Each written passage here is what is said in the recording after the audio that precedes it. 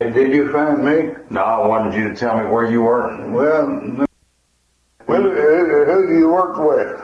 Well, I work for WTAW Radio here in town. Mm-hmm. But the reason I'm here to see you is because of a television show that I do on KAMU television. Oh, golly, I don't think I'd be any good on TV. Well, that's what we're here about, though. Is I was just here. I'm here to visit with you, and then I believe on Wednesday, I think Lynn or Sharon's gonna come and pick you up and bring you over to the TV station, and we're just gonna sit and have a conversation about your World War II. Oh, About the Birmingham and Birmingham, USA in Birmingham, right. Was that was CL-62? That's what? CL-62? That's right. You were on that. You were on that cruiser. CL-62, that's right. I was on there about between 10 and 11 months. That was on it. See, I enlisted in the war, in the World War II. I didn't have to go, and I enlisted, and they put me in I worked at the Baker Hotel in Dallas for 12 years, and they were looking for people that worked in offices, you know. Yes, sir. And I enlisted, and they put me in a ONOP, they call it, Office of Naval Officer Procurement. And I was with them for 2 years, and then about 11 months I was with the Birmingham. and in those island battles out there, you know, in the Pacific. Right. I don't know if you heard of it, a bunch of them or not. I've been on the internet, and I've been looking up, and I've been on 2 or 3 islands, and I've been out rather close to about 15. Yes, sir. But I didn't get ashore on them. I was ashore on Guam, and I was ashore on Okinawa. And of course, the Hawaiian Islands, Pearl Harbor, I was there quite a bit. And this cruiser got hit by a suicide plane. Right. And I was in the next compartment, and luckily it didn't even strike me. And it killed 51 men, and it wounded 80. And it was 1,300 men was the crew on that ship. And it was 600 feet long and 63 feet wide. It's a beam, they call it. And when did you board the Birmingham? In the first of 45. In January of 45. January of 45. Yeah. And I was on it until October the 45. On it. Okay, so let me see. It says I was in several island battles there, you know. Right. Okinawa was the last one. I've been on the island of Okinawa. See, when the war was over, we were over there in Okinawa. Right. And they said if you had enough of points, you could go home. Well, I had enough of points. And I went over, 27 of us was eligible, and 27 of us went over there on Okinawa, and we had a supply depot and things all there, you know, for the Navy. And we drew a 30-man tent and lived on the side of a hill in Okinawa for 10 days, waiting for a troop ship to bring me back to the States. I was eligible to get home.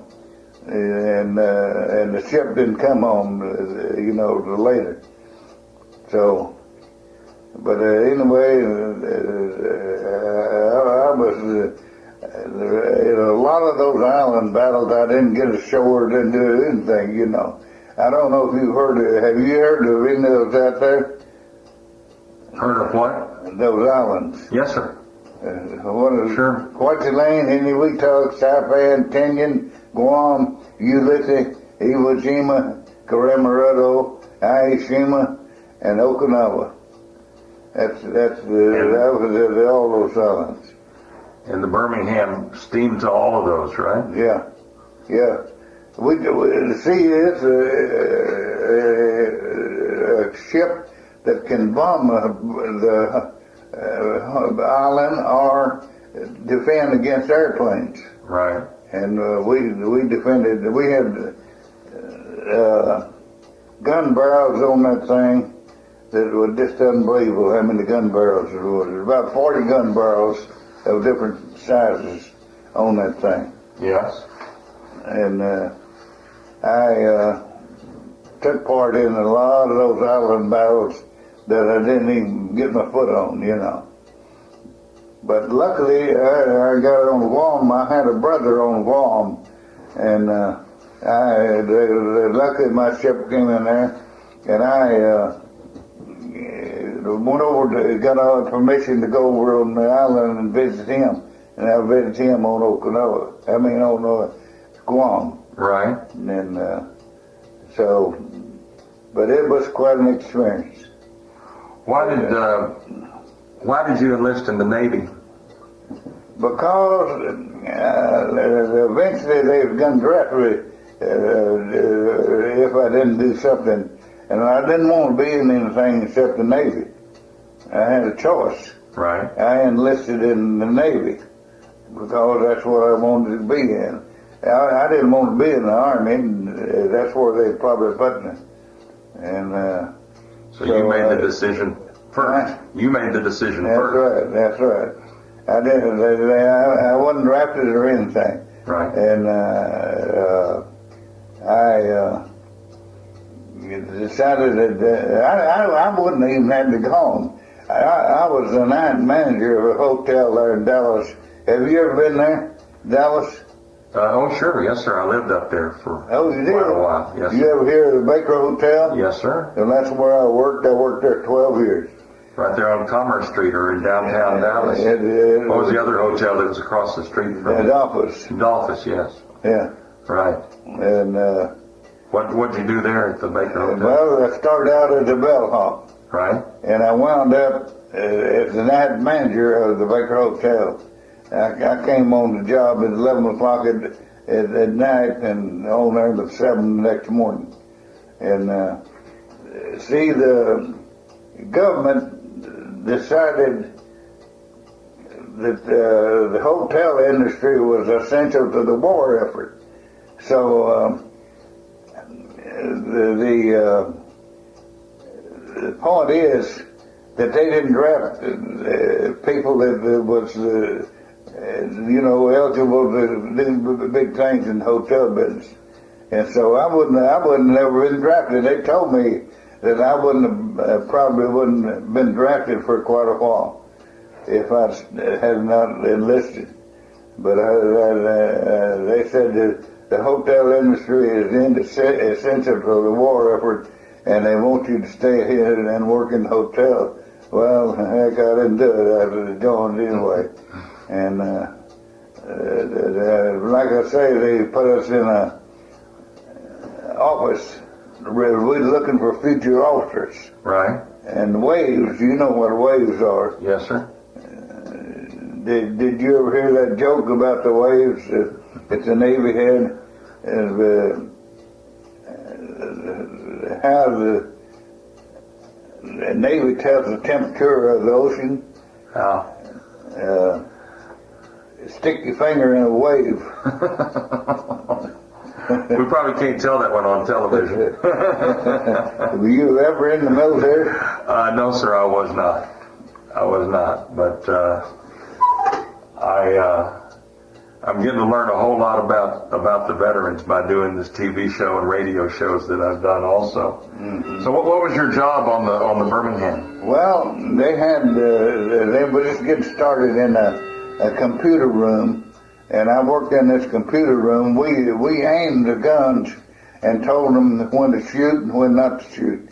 And so I was in 5 decks down in that ship was where I stood my watch. And believe me, you wouldn't have a chance if something happened. They're getting out of there. Right. And I knew it. You had to live with it. see, this office of naval officer procurement I was in, they finally abandoned the office and gave up on it, and all the people that was connected with this office was assigned to some kind of duty. Well, I was assigned to the USS Birmingham. Right. And I was part of the crew of that at Birmingham, and that's why I was on it. When did you join the Navy? And I don't know the exact date, but it was October of '42. And I got out in October of '45. So between then and January, I guess, of '45, when you got on the Birmingham, where were you? In California. In California? Yeah. In Shoemaker, California, it was what they call a Navy receiving station, you know. You go check into this Shoemaker, and they would assign you to some sort of duty. Well, that's how I do. I didn't have any choice. They just assigned me to the Birmingham. Right. I didn't have anything to do except do what they told me. I couldn't have any choice. So, do you know my niece? Yes, Sharon. Sharon? Yes, she was the one that told me about you. Well, do you work at the same station she works at? Well, the show that we're going to do is going to be at the same station, at KAMU. Yes, sir. KAMU, yeah. Yes, sir. Channel 4. Channel 4, right. Yeah, uh-huh. Right. Now, were you on the Birmingham? It says here, I'm reading something about it, that in March of '45, it supported the invasions of Iwo Jima. I was there. You were there? That's right. And then Okinawa. That's right.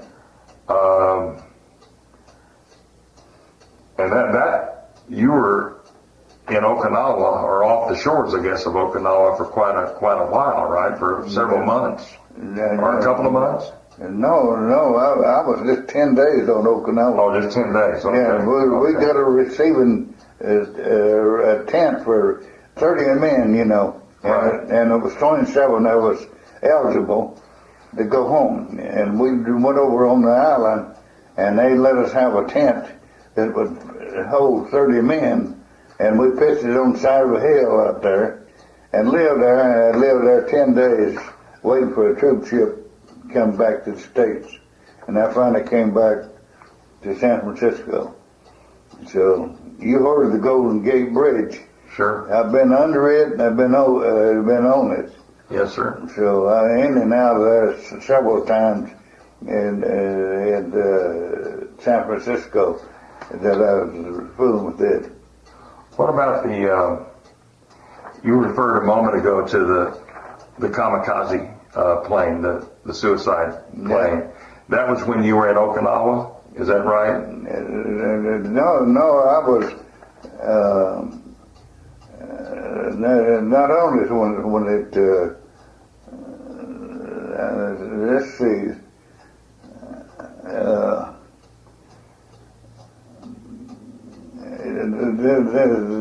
The ship had not been hit yet, you know. Right. When I got off of it, and yeah, I can't remember how that went. So you weren't on the ship when the suicide plane? Yeah, I did. Yeah, you were on the ship. Yeah. What do you? Like I said, I was in the next compartment there. Right. How in the world I got there, I don't know. Oh, I know what it was. Okay. We went back to Pearl Harbor and got fixed and came back to Okinawa. Right. That's the way it worked. Okay. I was in Okinawa when the war was ended. You know, they declared the war was over officially, and then that's the reason I was qualified to come home. And I got out of the Navy. The ship had come back to Okinawa. Now, we had to go down and wait for a troop ship to come back to the States. And we finally made it. And it took a long time, and took nearly a week to come home. Because Okinawa's a long ways from San Francisco. Absolutely. Yes, indeed, I tell you. I don't know. Have you ever been in the Pacific anywhere at all? I've been to Hawaii. Oh, I've been to Hawaii. Yes, sir. My wife and I flew from Dallas to Honolulu 12 different times. Really? 12 different times. Well, I've done that once. And I was out there during the war on this ship, in and out of Pearl Harbor. When it was being repaired. Yeah, so. But I had quite an experience for an old farmer like me. I was raised on a farm. Yes, sir. And, I started to work in the Baker Hotel in 1930. And I worked until 42 when I changed, when I joined the Navy. October of 42 is when I joined the Navy. And when I got the O&OP, I did what they told me. They told me to go to that O&OP. They wanted people that had experience fooling with people, which I had in this hotel. And so when I joined, well, they sent me right to this O&OP office, and that's where I served for 2 years. And I had nothing to do with what the decision was made. I was just doing what they told me to. And then, like I say, it was about 10 or 11 months I was on the Birmingham. Out of that 3 years I was in the Navy. Right. So, but it was quite an experience. I was even in a Typhoon. You've heard of them. Yes, sir. I've been in a Typhoon even. That ship would go down there just like that. And boy, I said, she's not coming back up this time.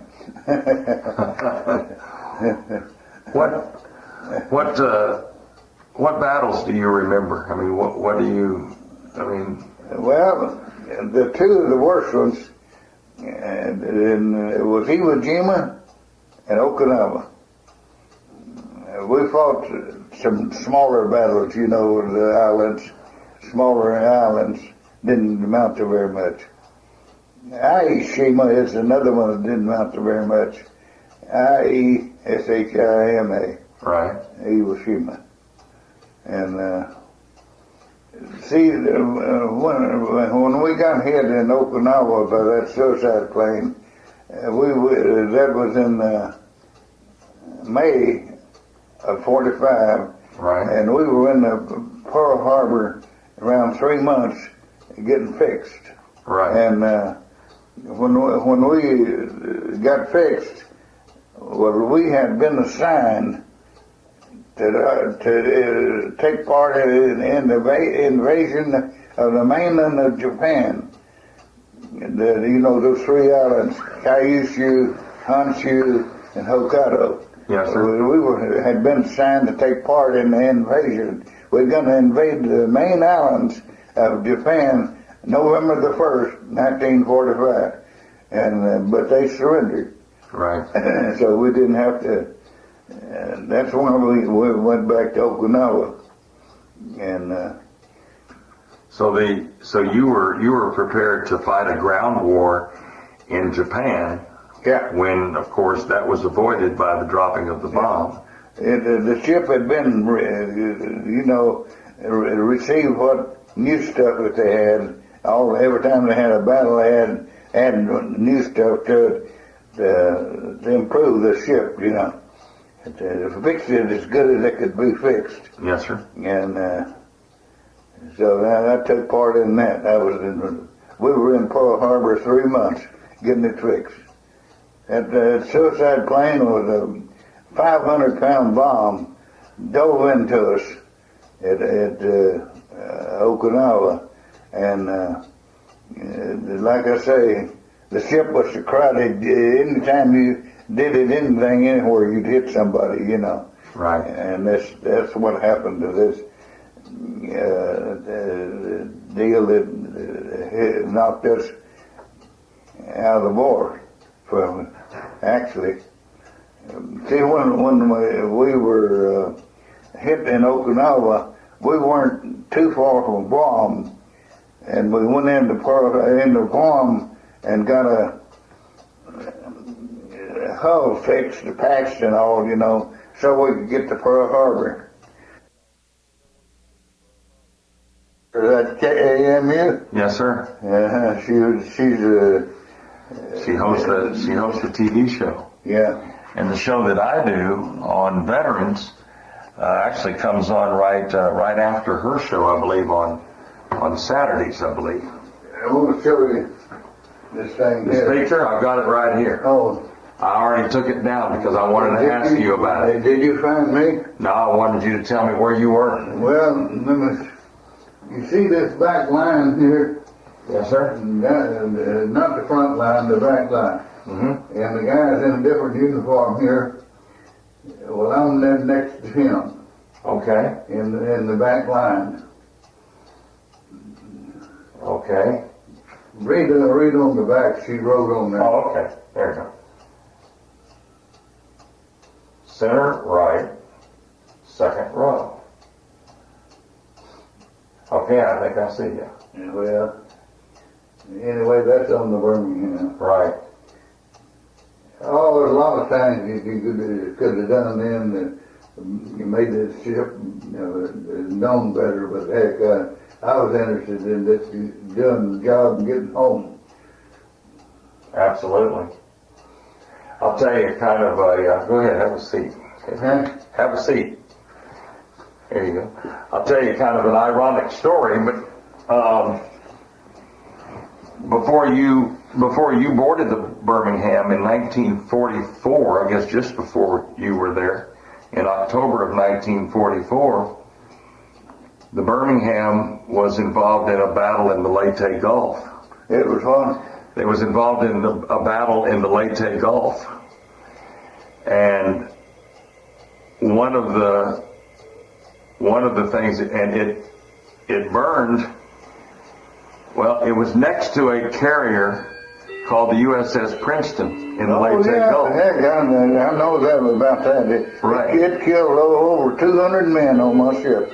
Right, and because I saw pictures on the internet of the Birmingham. Well, I wasn't on it then. Right, but the Birmingham was helping to put out the fire on the Princeton. Yeah, see, the Princeton was an aircraft carrier. Right. And it had a bunch of bombs on there. Right. And the thing was a fire. Exactly. And they pulled alongside to help fight the fire. Right. And the spectators is what actually was on my ship that got killed. Right. And it exploded, all those bombs exploded, and it killed over 200 men on my ship. Yes, sir. And I'm so thankful I wasn't on there. I probably wouldn't be here now if I was. Well, the ironic thing about that is that my mother's first husband was a Navy pilot. Mm-hmm. And he was with an outfit, it was VF-27. At VF-27, they flew F-6F Hellcats. Mm-hmm. Well, my mother's husband, he wasn't my father. My mother married later, and then they had me, but my mother's first husband was killed during a training exercise in May of 1944. Mm-hmm. Before the VF-27 embarked to the USS Princeton. Mm-hmm. The rest of his crew, the VF-27, was actually on that USS Princeton. They were the group that was on the USS Princeton when it was hit, and your boat was involved in that. And now my mother's husband wasn't there. He had already been killed. He never served on the Princeton. Mm-hmm. He had been killed over Hawaii in a training exercise. Uh-huh. But I've got, can you see this picture? Look at this. Yeah, I used to. Here's a picture. Can you see that? Well, I can't see it too good. Okay, that's VF-27. That's the crew of VF-27 and standing in front of a Hellcat. Oh. So it was that crew that that was on the Princeton. And I brought that for you to see. But that was before you got to the Birmingham. I sure do appreciate it. The only thing about it is, I just can't see and can't do anything about it. Sure. Except cuss. You just can't do it. Yeah. Well, I just wanted you to see. I just wanted you to see that. They can't do anything. The doctors can't do a thing to help me. Well, not very many people reach 97 years old. Right. And but you seem to be in pretty good health. And a lot of them are really off mentally when they're 97. You know, up in their 90s, their mind. Luckily, mine hadn't twisted too much yet. Right. And so. Well, you can still tell the stories and know the dates and yeah. And all of that. The thing about it is, when you get old, your memory gets bad. Supposedly, you know. Right. In some cases, mine's bad, but most of the time, it's pretty good. So. Well, I'm just real lucky and thankful that I'm in good a shape as I'm in, being 97 years old. Right. My wife and I were married 60 years. Really? And we lived together 60 years, and we married in 36, and she passed away in 96. That's 60 years. And believe me, my life just ended then, you know. I was 10 years older than her. And people, when we got married, they asked me why did I marry one so much younger. I said, well, she can take care of me longer. But it didn't work that way. What was your wife's name? Betty. Betty. Her name was... That was my mother's name. That was my mother's name. Is that right? Mm-hmm. Huh. And she lived here when she died, here at the Arbors. Is that right? Yes, sir. What was her name? Betty Turbiville. She only lived here. She was only here a week. Oh. We moved her over from the villas of Rock Prairie. What year was that? 2001. Huh? 2001. 4 years, almost about 3.5 years ago. She died 3.5 years ago, and she died here at the Arbors. Over on the other, I forget the apartment number, but it was a 2-bedroom apartment over on the next wing. They got 3 sections here. Right. So you've been here then before, haven't you? Yes, sir. Yes, sir. Having trouble finding this one? No, sir. No, sir. We weren't here very long with my mom, but we certainly enjoyed it the time that we were here. Well, what is this deal, Wednesday? What does that amount to? Well, I think either Lynn or Sharon or both of them are going to pick you up and just bring you over to the TV station. And we're just going to sit down and essentially we're going to do exactly what we've just done right here. We're going to just repeat what we've done here. And we're just going to have a conversation about, and I want you to say the same things over again that you've said to me now, and I'll just ask you questions. And you just answer the questions and take as long as you want to answer the questions. It's going to be on TV? Yes, sir. It's not going to be live. We're going to tape it.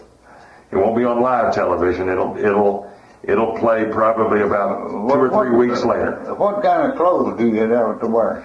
Well, why don't you talk about that with Lynn or Sharon? And I noticed you had a USS Birmingham hat. You can certainly wear that. But you can wear whatever you want to wear. Well, I can't wear suits and things. No, I don't want you to do that. I can't wear ties and... Don't want you to do that. You can wear what you have on, whatever you want to wear. It's just fine. Well, I just wondered if, what time is it going to be Wednesday? It's going to be at 10:30 in the morning. She knows about it? Yes, sir. Yes, sir. You're going to be there. They'll probably pick you up here around 10 or 9:45 in the morning on Wednesday. And we start taping at 10:30 in the morning. Well, she's going to pick me up? Either she or Lynn will. Either she or her husband will, or Lynn. Well, do you know Lynn? Yes, sir. Yes, sir. Yeah, I know Lynn too. Yeah. They still stay busy, you know. Oh, yes. I saw them both yesterday at the baseball game. Yeah. Yeah. A&M won a game yesterday, I heard. Yes, sir. They won Saturday and yesterday. They lost on Friday. Right. Yeah. But we're gonna just do what we've just done right now, and I'm gonna be Just sit down and have a conversation. and I'll be sitting on your left side again.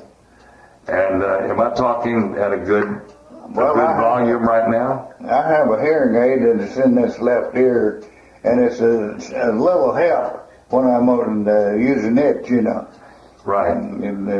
So am I talking too loud, or should I talk? Huh? Am I talking too loud, or should I? No. Okay. No. Just so long as I enunciate. As long as it's distinct, you know. Right. I can understand it. They have girls that work here, and I'll tell you, you just can't understand them. Right. The way they talk. Right. I never heard of anything better. But what I'll ask you is, I'm going to ask you again about why you joined the Navy, and I'll ask you about the islands that you saw in the Pacific. I want you to rattle off those islands like you did for me before. Mm-hmm. And I'll ask you about what your job was on the ship.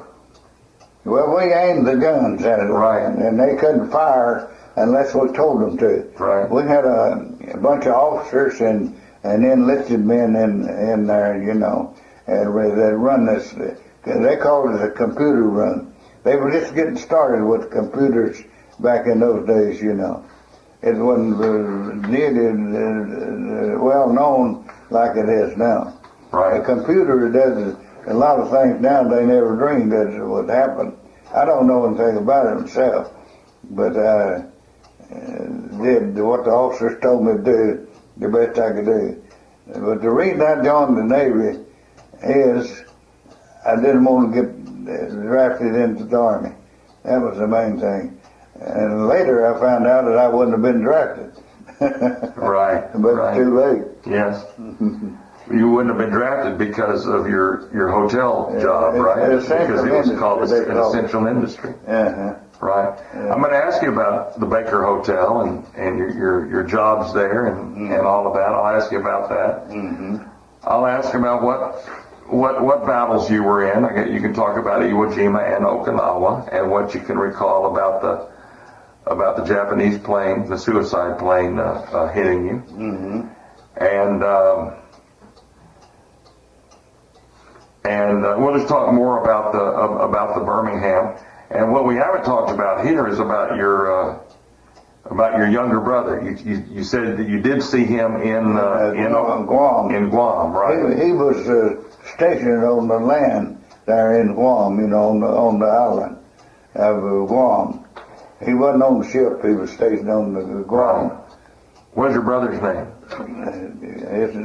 His family name was Pete, but his real name was Carroll Jefferson. Okay. He was a half brother. Huh? So what'd you call him, Pete? Yeah. So is he still alive? No. Okay. No, it was 10 kids in my family. Really? And it's just 2 of us left now. I have a sister, and me. We're the only one still alive out of 10 kids. Had 5 boys and 5 girls in my family, and they're all gone except the 2 of us. I see. And she's 86 years old. Oh man, I tell you, life sure does some funny things to people. Yes, sir. Yes, sir. How old are you? I'm 56. Yeah. I'm 56. You're just a young fella. I'm just a young fella. Yes, sir. Do you work for that station? I do. I just do this TV show that we're talking about for the TV station. I normally work for a radio station. Mm-hmm. So that's what I do during the day. Well, like I say, you don't have to show up. Just wear what I want to. Wear whatever you want to. Yeah. I'm sure that Lynn or Sharon will probably be by tomorrow to talk to you more about it and to arrange what time they'll pick you up. And y'all can decide what you're going to wear then. Mm-hmm. And I think Lynn's going to give me a couple of more pictures that she has. and that we'll use on the show. And if I can, I'm going to take this picture, but I'm going to return it to you on Wednesday. Is that okay? Yeah, fine. Okay. Yeah. And now you found me all right. yes, sir. I found you. But Lynn or Sharon will come and pick you up on Wednesday and bring you to the TV station. That's all I have to worry about. Yeah. You don't have to worry about anything, actually. Just getting dressed and getting ready for them to pick you up, and then when we get to the TV station, you'll sit down in a chair. They'll put a microphone on you, but they'll take care of all of that. And then we'll have to wait a little while they get everything ready to go. And we'll start off by, I'll kind of introduce you. I'll be looking at the camera and I'll be introducing you. For about 30 seconds, I'll introduce you, tell people who you are, and then I'll turn to you and we'll just start our conversation. And it'll last about 27 minutes. Our conversation will. And that'll be it. So, and if you don't understand something and you need me to repeat it, you just ask me to repeat it. But I'll try to speak distinctively so you'll hear it the first time. Well, that's what real helpful. The way some of these people talk now, you just can't understand them. Right. Well, I'm in radio, so I try to make my words distinct. Exactly, and separate my words, and so I will try to do that. But if you don't understand something, just ask me to repeat it, and I will. Okay. I used to live on a farm. Right. That's where I was born and raised. Where was that? In Oklahoma. I see. I was born and stayed on the farm about 18 years before I moved to Dallas. Who was president when you were born? I don't know. In 1907, I don't know who's president. Okay. I'll figure that out. 1907 when I was born. 1907, you were born, and it says here November the 23rd, so you're going to be 98 this fall. That's right. That's right. And I worked and lived on a farm, I guess a total of 18 years. And I moved to Dallas. Right. I had a cousin that had a cafe in Dallas, and I lived in a little town down in Bell County, Texas, called Holland, Texas. Right. You ever heard of it? Yes, sir. Well, that's where I was born. I mean, not born, but raised up over there. Right. I lived on the farm. And Sharon and I was born in the same town, Hollis, Oklahoma. I'll be darned. That's right, Hollis, Oklahoma. So Sharon is the daughter of one of my brothers. Of one of your brothers. Uh-huh.